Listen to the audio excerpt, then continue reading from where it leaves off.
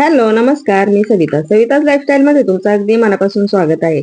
आणि तुम्हा सर्वांना श्री स्वामी समर्थ. तर आज आहे हा गुरुचरित्र पारायणाचा 6वा दिवस. तर आम्ही आज जरा लवकरच आलो होतो. आरती पण सुरू नव्हती झालेली. इथं प्रदक्षिणा घालीत होते औदुंबराच्या झाडाला. असं म्हणतात श्रीदत्तांचा वास हे औदुंबराच्या झाडाखाली असतो, त्यामुळे पहिली प्रदक्षिणा औदुंबराच्या झाडाला असते आणि त्यानंतरच आपण आपल्या केंद्रामध्ये किंवा स्वामींचं दर्शन घ्यायचं असतं. पहिली प्रदक्षिणा घातली की आपले भरपूर काही पुण्य आपल्याला मिळत असतं.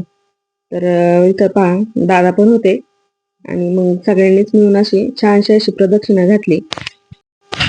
मस्त असं स्वामींचं गाणं लावलेलं होतं आणि त्या स्वामींच्या गाण्याच्या तालावर इथं प्रदक्षिणा चालू होती. असं केंद्रामध्ये एन्जॉय पण होत होतं आणि त्यामुळे सेवेला पण खूप भारी वाटत होतं.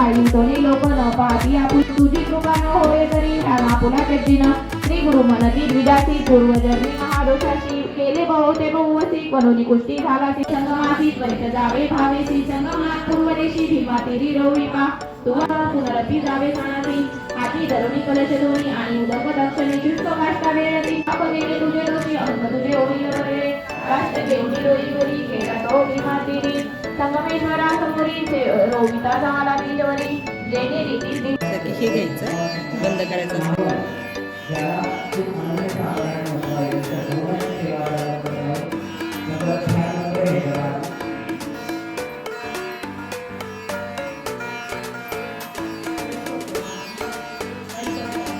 क्लिक कुठं करायचं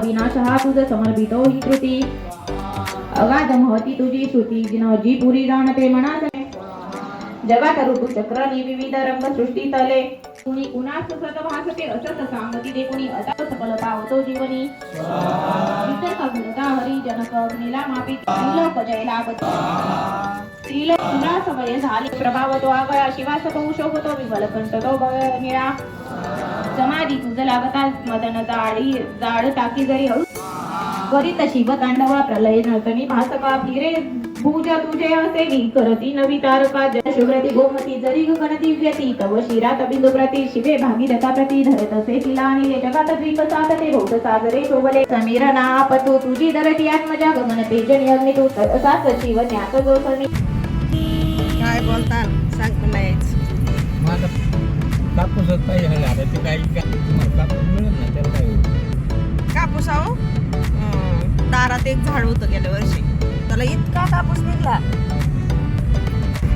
आमच्या अण्णा होते तोपर्यंत कापसाचं टेन्शन नव्हतं, ते कुठून आणायचे. हॅलो नमस्कार, मी सविता लाईफस्टाईलमध्ये तुमचं अगदी मनापासून स्वागत आहे आणि तुम्हा सर्वांना श्री स्वामी समर्थ. आज आहे दत्त जयंती आणि दत्त जयंतीची तुम्हा सर्वांना खूप खूप शुभेच्छा. तर चला आज जायचंय. सकाळी आवडले माझे सगळं आणि निघाले पारायणाला. घरातला वात्र आज गुरुवार पण आहे, घरातली आपली महालक्ष्मीची पूजा वगैरे पण करायची, पण ती दुपारी आल्यावर करू. तर चला आता निघालोय.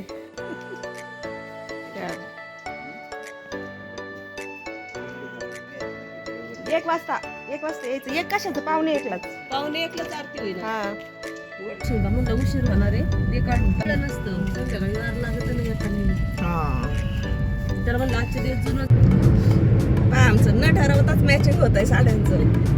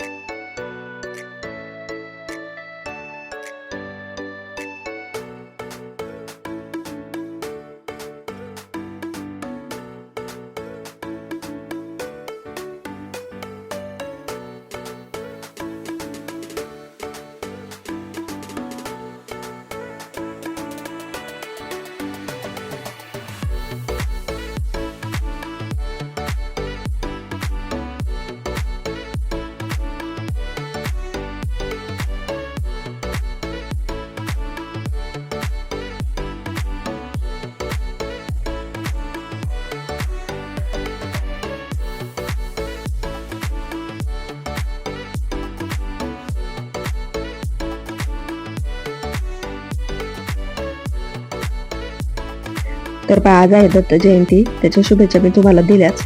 2 दिवसाचा व्हिडिओ एकत्र आलाय.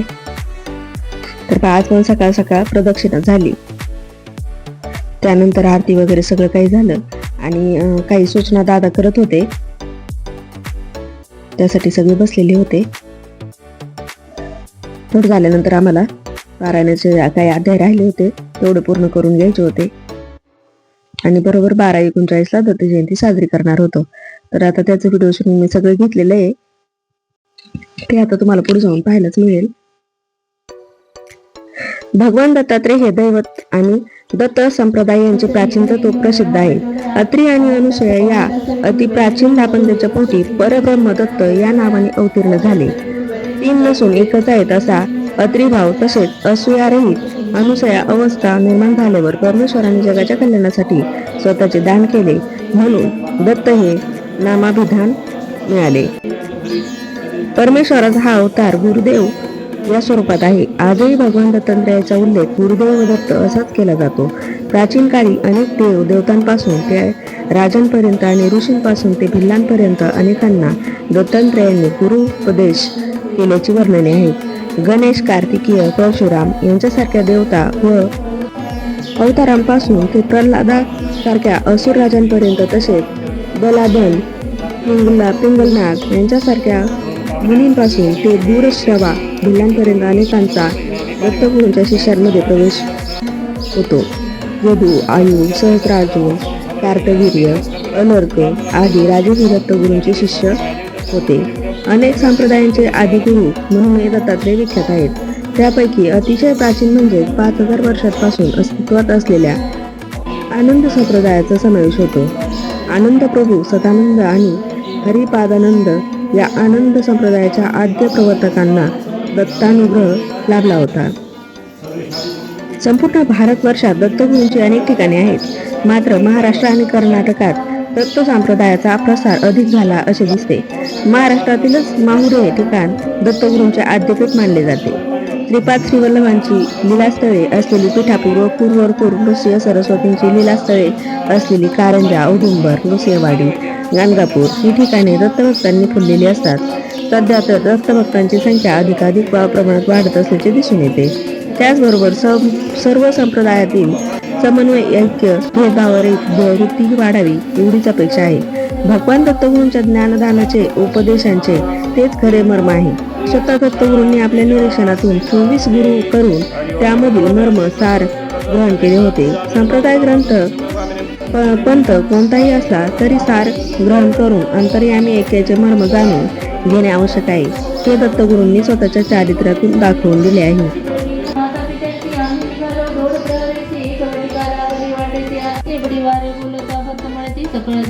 तो कोणाचा वेन बोले शीघ्र स्नान चौर केले विस्मय करून पूजा केली म्हणून भावे समस्त लोक पूजा करीती श्री गुरु सर्व पूजा घेती तसु दयासी एडमारासी देवालया भीतरी बैसोनी पूजा करी माघवद्य चतुर्दशी अपार महिमा श्री पर्वतासी राजा परीसी शूर असे पराक्रमाचे समधी असे पारधी करी बहु असे बलशील सगुण पतिव्रता मणी करी बहुत चिंता पुरुषाला परद्वारता ईश्वर भक्ती करीत असे ऐसे क्रमिता असे माझी तुम्हाला ईश्वरावरी भक्ती उपजणे कोपण करावा प्राणनाथा राजा म्हणे श्रीयसी बर्वे पुसिले अम्मासी ज्ञान झाले आता मानसी पूर्वजन्म तिचे महिमान म्हणसी तू दुराचारी म्हणून त्याचा संदेह सांगेल पूर्वजन्म माझा श्वान वासना त्याची स्वभाव मजासती ऐसी ज्ञान सती तुझा पूर्वजन्म कपोती करीत होती समुद्रपूर्ती की दिवशी उधारी पडिला होता मांस.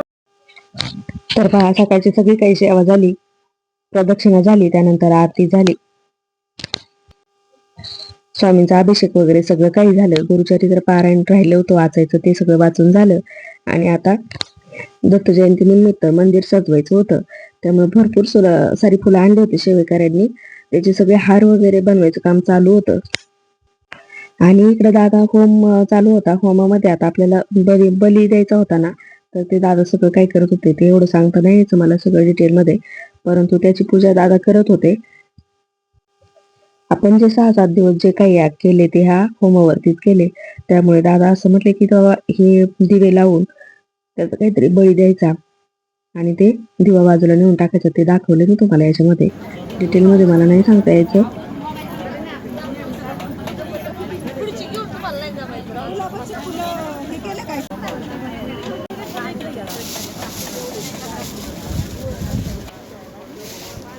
श्री गुरुदेव पूज्य मोरे दादा की जय। श्री स्वामी समर्थ गुरुमाऊली की जय।